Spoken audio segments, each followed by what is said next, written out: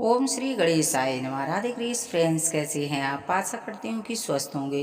भोलेनाथ माता पार्वती की कृपा आप हम सब पर बनी रहे। आप सभी को कार्तिक माह की हार्दिक शुभकामनाएं। जैसे कि आप सभी जानते हैं कि कार्तिक माह शुरू हो चुका है। इस महीने में स्नान, दान, तुलसी पूजन और भजन, कीर्तन, सुमरन आदि करके आप अपना जीवन में खुशहाली ला सकते हैं। तो आइए सुनते हैं कि आपने दूसरे अध्याय में सुना था श्री कृष्ण ने सत्यभामा को पूर्व जन्म के बारे में बताया था। तो आइए सुनते हैं तीसरा अध्याय। सत्यभामा ने कहा, हे प्रभु प्रभु, आप तो सभी काल में व्यापक हैं और सभी काल में आपके आगे एक समान, फिर एक कार्तिक मास ही सभी मासों में श्रेष्ठ क्यों है? आप तिथियों में एकादशी और सभी मासों में कार्तिक को ही अपना प्रिय क्यों मानते हैं और इसका क्या कारण है, सो बताइए। भगवान श्री कृष्ण ने कहा, हे भामिनी, तुमने बहुत अच्छा प्रश्न किया है।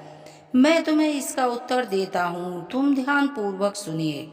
इसी प्रकार एक बार महाराज बैन के पुत्र राजा पृथु ने प्रश्न के उत्तर में देव ऋषि नारद से प्रश्न किया था और जिसका उत्तर देते हुए नारद जी ने उसे कार्तिक की महिमा बताते हुए कहा, हे राजन, एक समय शंख नाम का एक राक्षस बहुत ही बलवान एवं अत्याचारी हो गया।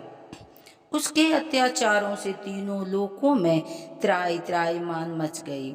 उस शंकासुर ने स्वर्ग में निवास करने वाली देवताओं पर विजय की प्राप्ति कर और इंद्रादिक देवताओं एवं लोक पातालों के अधिकारों को छीन लिया। इससे भयभीत होकर समस्त देवता अपने परिवार के सदस्यों के साथ सुमेरु पर्वत की गुफा में बहुत दिनों तक छिपे रहे। तत्पश्चात वे निश्चय होकर सुमेरु पर्वत की गुफाओं में ही रहने लगे। उधर जब शंकासुर को इस बात का पता चला कि देवता आनंद पूर्वक सुमेरु पर्वत की गुफाओं में निवास कर रहे हैं, तो उसने सोचा कि ऐसा कोई दिव्य शक्ति अवश्य है जिसके प्रभाव से अधिक हीन यह देवता अभी भी बलवान है। सोचते सोचते वह इस निर्णय पर पहुंचा कि देव मंत्रों के बल के कारण ही देवता बलवान रहे हैं। यदि इससे वो भी छीन लिया जाए तो बलहीन हो जाएंगे।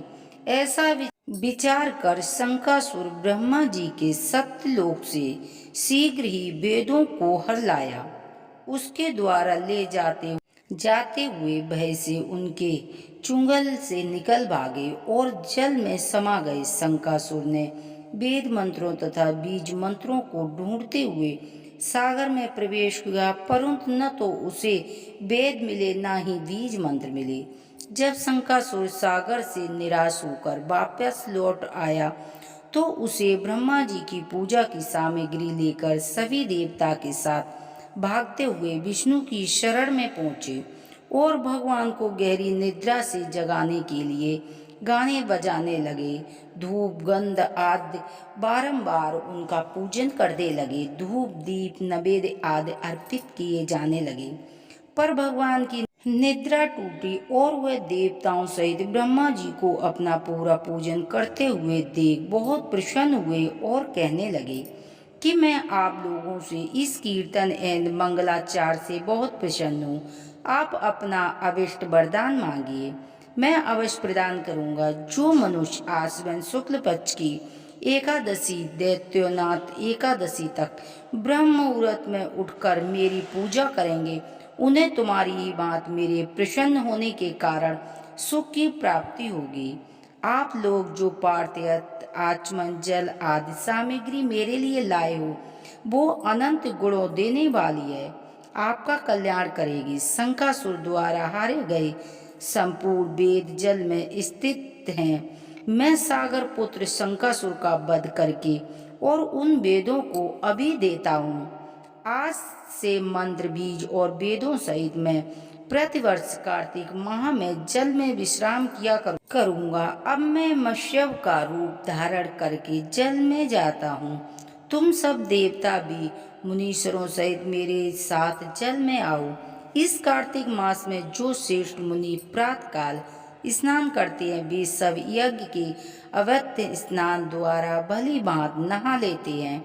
हे देवेंद्र, कार्तिक मास में व्रत करने वालों को सब प्रकार से धन, पुत्र पुत्री आदि देना रहता है और उनकी सभी आपत्तियों से रक्षा करना है। हे धनापति कुबेर, मेरी आज्ञा के अनुसार तुम उनके धन धान्य की वृद्धि करना, क्योंकि इस प्रकार का आचरण करने वाला मनुष्य मेरा रूप धारण करके जीवन को मुक्त हो जाता है।